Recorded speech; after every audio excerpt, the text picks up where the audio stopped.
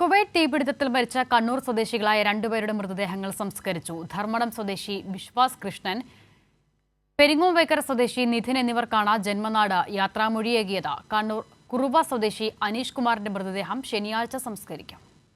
വിങ്ങുന്ന മനസ്സോടെയാണ് കണ്ണൂർ സ്വദേശികളായ വിശ്വാസ് കൃഷ്ണനും നിധിനും നാട് വിടചൊല്ലിയത്. വൈകുന്നേരം 6:20 വിശ്വാസ് കൃഷ്ണന്റെ മൃതദേഹവും വഹിച്ചുകൊണ്ടുള്ള ആംബുലൻസ് ധർമ്മടത്തെത്തിയത്. വീട്ടുമുറ്റത്ത് പൊതുദർശനത്തിന് വച്ച മൃതദേഹത്തിൽ നൂറുകണക്കിന് ആളുകൾ അന്തിമോപചാരം അർപ്പിച്ചു. 3 വയസ്സുകാരനായ മകൻ ദൈവിക് അച്ഛനെ അവസാനമായി ഒരു നോക്ക് കാണാനെത്തിയത് നൊമ്പര കാഴ്ചയായി.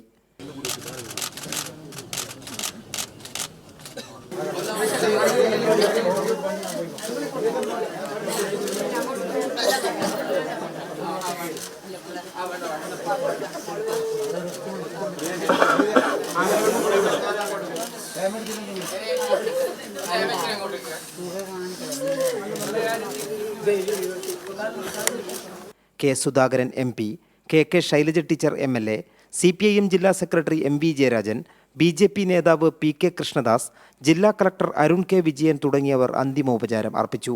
പൊതുദർശനത്തിന് ശേഷം വീട്ടുവളപ്പിൽ മൃതദേഹം സംസ്കരിച്ചു. വിശ്വാസ് കൃഷ്ണന്റെ 3 വയസ്സുകാരനായ മകൻ ദൈവിക് ചിതക്ക് തീ കൊളുത്തി.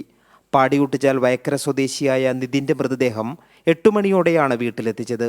പൊതുദർശനത്തിന് വച്ച മൃതദേഹത്തിൽ പയ്യന്നൂർ MLA TI മധുസൂദനൻ ഉൾപ്പെടെ നിരവധി പേർ അന്ത്യോപചാരം അർപ്പിച്ചു. നിധിന്റെ മൃതദേഹം വയക്കര പൊതുശ്മശാനത്തിൽ സംസ്കരിച്ചു. കുറുവ സ്വദേശി അനീഷ് കുമാറിന്റെ മൃതദേഹം കണ്ണൂരിലെ സ്വകാര്യ ആശുപത്രി മോർച്ചറിയിൽ സൂക്ഷിച്ചിരിക്കുകയാണ്. ശനിയാഴ്ച രാവിലെ വീട്ടിൽ പൊതുദർശനത്തിന് ശേഷം മൃതദേഹം പയ്യാമ്പലത്ത് സംസ്കരിക്കും. കൈരളി ന്യൂസ്, കണ്ണൂർ.